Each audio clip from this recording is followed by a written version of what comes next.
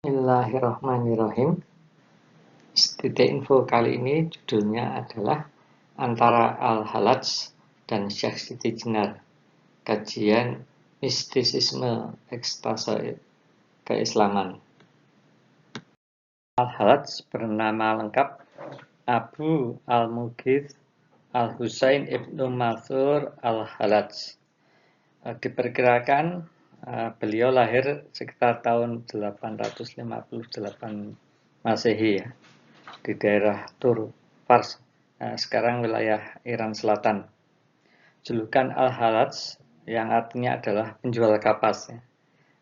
Itu ditengarai berasal dari profesi ayahnya yang bekerja sebagai pengolah kapas gitu. Semenjak kecil, Al-Halaj menunjukkan minat yang besar ya terhadap spiritualitasnya. Dalam hal ini adalah agama Islam. Ia belajar Al-Quran di usia muda dan kemudian mendalami ilmu agama serta spiritualitas Islam ya.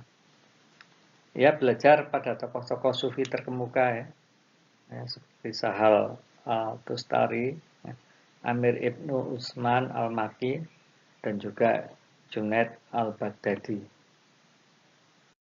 Sementara itu, Siti Jenar lebih dikenal dengan Syekh Siti Jenar atau Syekh Lemah Abang atau Syekh Siti Brit ya. Tapi pada umumnya orang mengenalnya dengan Syekh Siti Jenar. Nama aslinya sebenarnya tidak diketahui dengan pasti ya. Itu yang tadi disebutkan adalah nama-nama julukan gitu.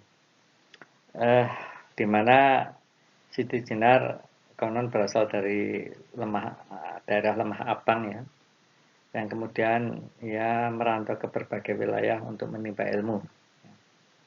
Siti Jenar diperkirakan hidup pada abad ke-15 hingga awal abad ke-16 ya. Itu masa transisi ya dari Hindu-Buddha ke Islam ya, khususnya di Pulau Jawa. Al-Halaj itu dikenal sebagai seorang sufi yang ya sebut saja radikal gitu ya, dalam hal ungkapan-ungkapan yang ia sampaikan gitu. Al-Halaj menjalani hidup secara zuhud ya, atau asketis ya. Ia berkelana ke berbagai wilayah di daerah Islam saat itu, antara lain di ya, Iran, kemudian Baghdad yang Irak ya, dan Mekah ya, hingga India ya, untuk belajar sekaligus berdakwah dan juga menyebarkan ajaran yang khas ya, ajaran spiritual yang khas dari Al-Halaj. Al-Halaj itu dikenal karena apa? Pandangan sufistik dan juga laku sufismenya ya, yang boleh dikatakan mendalam gitu ya. Seperti melakukan ritual puasa panjang ya, kholwat atau menyendiri gitu, kemudian zikir secara terus menerus gitu. Namun hal yang paling mencolok yang membedakan Al-Halaj dengan sufi lainnya adalah keberaniannya mengungkapkan pengalaman spiritual ya secara terbuka pada publik. Diketahui bahwa sebenarnya para sufi itu pada umumnya ya secara personal itu mengalami perjalanan spiritual yang katakanlah unik ya, sekaligus juga mendalam. Namun dalam hal penyampaian ke masyarakat pada umumnya mereka para sufi tersebut sangat hati-hati ya. Katakanlah ini dalam konteks of discovery gitu. Kemudian konteks of justification-nya mereka itu sangat berhati-hati dan ketat ya. Khawatir apa yang ya ketahui, ya alami itu tidak mudah untuk diterima oleh masyarakat umum, oleh awam. Di belahan dunia lain di Jawa, ya, yaitu ada Syekh Siti Jenar, ya, itu merupakan tokoh yang juga kontroversial gitu dalam sejarah keislaman, ya, di Nusantara, ya, khususnya di tanah Jawa. Syekh Siti Jenar dikenal bukan hanya sebagai penyebar agama Islam, namun juga sebagai seorang mistikus gitu, mistikus sufi, ya, yang mengajarkan ajaran-ajaran spiritual yang mendalam, yang katakanlah mempunyai keunikan dan kekhasan yang berbeda dari ajaran arus utama oleh para wali songo. Karena ajaran Siti Jenar itu dianggap jauh menyimpang itu, ya, karena berbeda, ya, berbeda itu tadi gitu, dianggap menyimpang oleh otoritas agama yang dominan pada saat itu, ya. Siti Jenar itu dikenal sebagai tokoh yang katakanlah dibenci sekaligus dihormati, ya, tergantung dari sudut pandang seseorang. Di sini kita melihat, ya, dimensi teologis yang dibangun oleh kedua tokoh ini, ya, Al-Halaj dan Siti Jenar. Dilihat dari konsep utamanya, ya, ini Al-Halaj ini sering mengatakan ana al-haq, ya, akulah kebenaran atau Tuhan gitu. Ini merupakan ekspresi kesadaran mistik, ya, tentang kesatuan eksistensial antara hamba dengan Tuhan gitu. Nah, sementara Syekh Siti Jenar itu terkenal dengan ungkapan manunggaling kawula Gusti, ya. Ini juga mirip ini, ya. Ya, ini penyatuan antara manusia atau kawula dengan Tuhan atau Gusti, ya, dalam atau melalui pengalaman batin yang dalam. Teologi yang dibangun oleh Al-Halaj secara ontologis berakar dalam doktrin wahdatul wujud atau kesatuan ada, kesatuan keberadaan, di mana semua makhluk hanyalah manifestasi Tuhan, ya, realitas sejati atau realitas tunggal hanya miliknya, milik Tuhan, milik Allah Subhanahu wa Ta'ala. Sementara teologi Siti Jenar itu menyerap wahdatul wujud dalam konteks atau dibawa dalam alam Jawa, ya, di mana kesatuan batin diungkap melalui bahasa simbolik kejawen, ya. Kawula lan Gusti, ya, menyatu dalam rasa sejati, ya. Dimensi teologis antara wahdatul wujud dan manunggaling kawula Gusti itu, kalau kita lihat perbedaannya, itu pada wahdatul wujud Al-Halaj itu lebih bersifat konseptual, filosofis, dan universal gitu. Kemudian juga berbasis pada tradisi tasawuf falsafi Islam klasik. Sementara manunggaling kawula Gusti yang diusung oleh Syekh Siti Jenar itu bersifat lebih ke kosmologis sinkretik gitu. Ya, dalam hal ini sedikit banyak, ya, itu ada upaya untuk mengintegrasikan antara unsur keislaman, ya, dengan pandangan Hindu-Buddha gitu, dan to some extent juga mistisisme lokal gitu. Secara epistemologis, ya, sumber pengetahuan yang diperoleh dalam wahdatul wujud Al-Halaj itu adalah kasyaf, ya, penyingkapan secara spiritual dan juga zauq gitu, ya, merasa terhubung langsung dengan Tuhan gitu. Nah, dalam konteks ini pengetahuan hakiki itu tidak diperoleh melalui logika atau nalar, melainkan melalui pengalaman, ya, katakanlah fana fi Allah gitu. Fana di hadapan Allah. Nah, sementara Syekh Siti Jenar dengan manunggaling kawulolan Gusti, di mana rasa sejati dan ilmu kasampurnan gitu, merupakan pengetahuan yang sifatnya intuitif ya, yang melampaui syariat lahiriah ya, menuju hakikat batiniah, ya, kurang lebih seperti itu. Masih secara epistemologis, tahapan spiritual yang dibangun oleh Al-Halaj dalam Wahdatul Wujud itu adalah syariah, ya, thoriqah, hakikoh, dan ma'rifah. Ya. Nah, proses menuju penyatuan dengan Tuhan melalui pembersihan diri atau tazkiyah. Ya. Nah, sementara itu manunggaling kawulolan Gusti Siti Jenar ini syariat, ma'rifat, hakikat, kemudian kesampurnaan. Ya.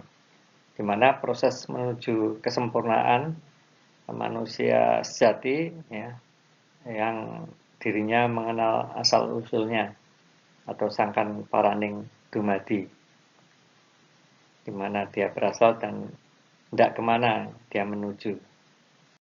Secara metaforis ya, metafora pengetahuan pada Wahdatul Wujud Al-Halaj dikatakan mati sebelum mati, di mana ego lenyap dalam cinta ilahi. Sementara Wahdatul Wujud Syekh Siti Jenar, rogo mati, sukmo jumeneng, ya, di mana raga itu mati, kemudian sukma eksis gitu,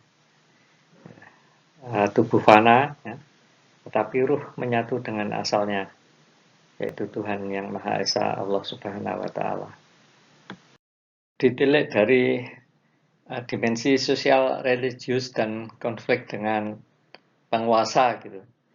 Nah, ini kita lihat pandangan terhadap syariat pada Al-Halaj ya, menganggap syariat penting di tahap awal ya, tetapi tidak mutlak bagi yang telah mencapai ma'rifah.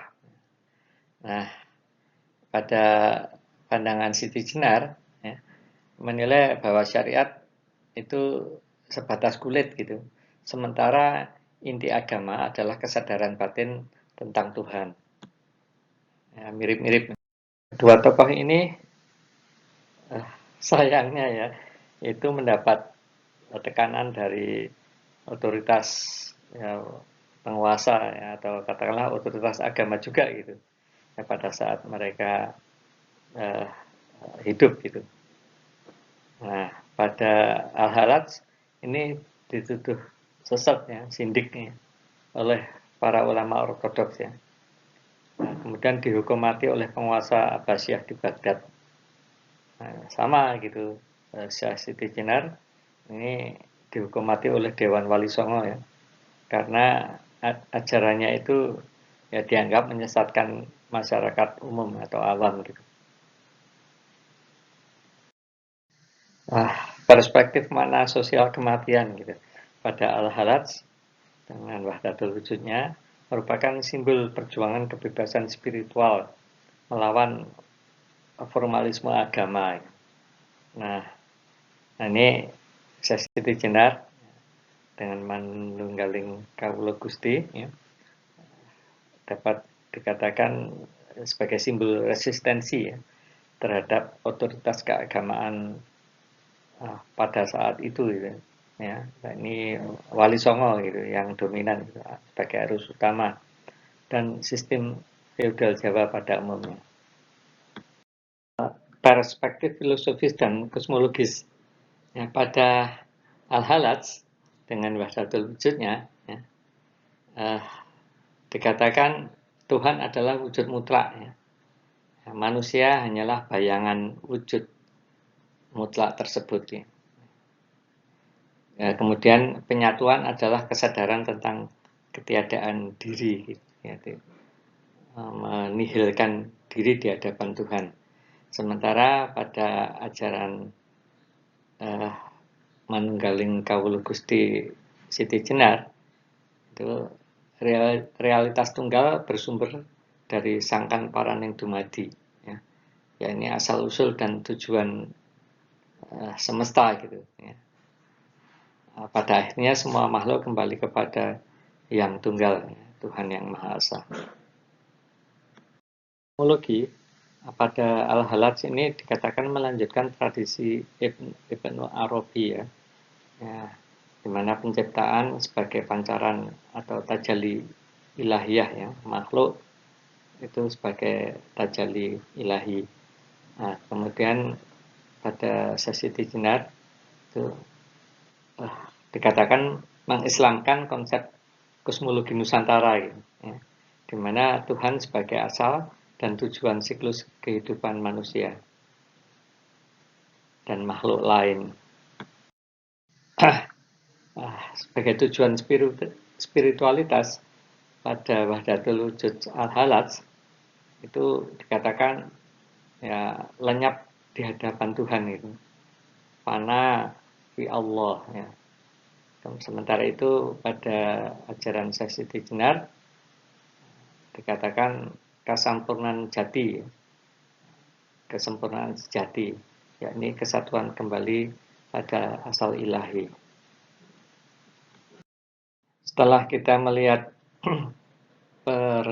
katakanlah perbandingan secara teologis, ya, filosofis, kemudian sosial dan sebagainya, kita lihat masuk pada persamaan dan perbedaan inti, ya, antara Wahdatul Wujud Al-Halaj dengan Manunggaling Kawula Gusti Syekh Siti Jenar. Nah, ini persamaannya, keduanya menekankan pada kesatuan eksistensial antara manusia dan Tuhan. Dalam arti menolak pandangan dualisme atau dualistik. Kemudian menyampaikan ajaran melalui simbol-simbol mistis, ya, simbol mistik, ya, dan juga mereka mengalami penolakan sosial dan politik, ya. Nah, kemudian perbedaan dari keduanya, Al-Halaj menulis dalam konteks Islam klasik dan Arab gitu, ya, dengan bahasa konseptual filosofis, ya. Sementara Syekh Siti Jenar menafsirkan ajaran Manunggaling Kawula Gusti melalui kerangka kosmologi Jawa gitu, dengan bahasa rasa, ya, perasaan dan simbol kejawen. Perspektif ta'awul murakabi atau hermeneutika multilapis atau multilayer hermeneutics, ya. Keduanya, ya ini ajaran Wahdatul Wujud Al-Halaj dan Manunggaling Kawula Gusti Siti Jenar, ya, dapat dibaca sebagai dua ekspresi, ya, dari lapisan penafsiran eksistensial, ya, di mana teks dan ajaran agama itu tidak sekedar dimaknai secara literal, namun dihidupi melalui transformasi kesadaran. Nah, Al-Halaj menafsirkan syahadat sebagai peniadaan diri, ya, dalam yang mutlak atau Tuhan, Allah Subhanahu wa Ta'ala. Sementara Siti Jenar menafsirkan rasa sembah, ya, sebagai penyadaran bahwa Tuhan senantiasa bersemayam dalam diri manusia sejati.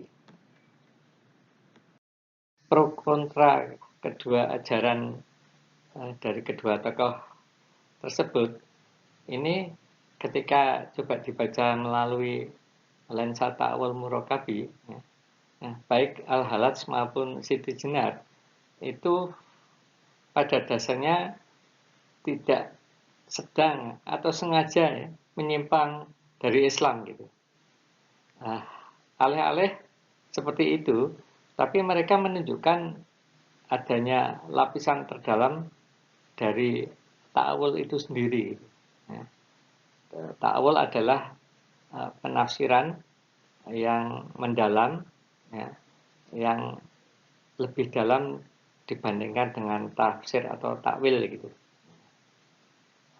Di mana dalam konteks ini adalah terjadi transmutasi diri ya, menjadi teks ilahiyah yang sifatnya hidup ya. Dapat dikatakan bahwa tafsir sejati ya, menurut mereka bukanlah semata-mata membaca ayat, melainkan lebih utama adalah menjadi ayat gitu ya. Ana al-haq dan manunggaling kawul Gusti adalah dua gema dari satu resonansi kosmik ya, di mana kesadaran manusia yang menyatu kembali dengan sumber keberadaannya, yaitu Tuhan yang Maha Esa, Allah Subhanahu wa Ta'ala. Epilog Al-Halaj dan Syekh Siti Jenar ya, keduanya sama-sama berupaya menyuarakan pengalaman penyatuan manusia dengan Tuhan ya, dalam bahasa dan konteksnya masing-masing. Al-Halaj mewakili puncak mistisisme Islam universal yang menembus batas-batas formalisme teologis. Ya, sementara itu Syekh Siti Jenar mewakili mistisisme Islam Nusantara yang menebuh dalam bahasa lokal, gitu, simbol budaya dan spiritualitas rasa. Keduanya dapat dipahami tidak semata-mata sebagai sebuah penyimpangan gitu dalam keberagamaan, khususnya keberagamaan Islam ya, melainkan bisa dikatakan sebagai ekspresi hermeneutis dari lapisan terdalam kesadaran keagamaan pada diri mereka gitu, di mana wahyu dan pengalaman batin ya, saling berkelindahan dalam tubuh, jiwa dan semesta. Wallahu a'lam bishawab. Mohon maaf atas segenap kekurangan dan kesalahan. Terima kasih.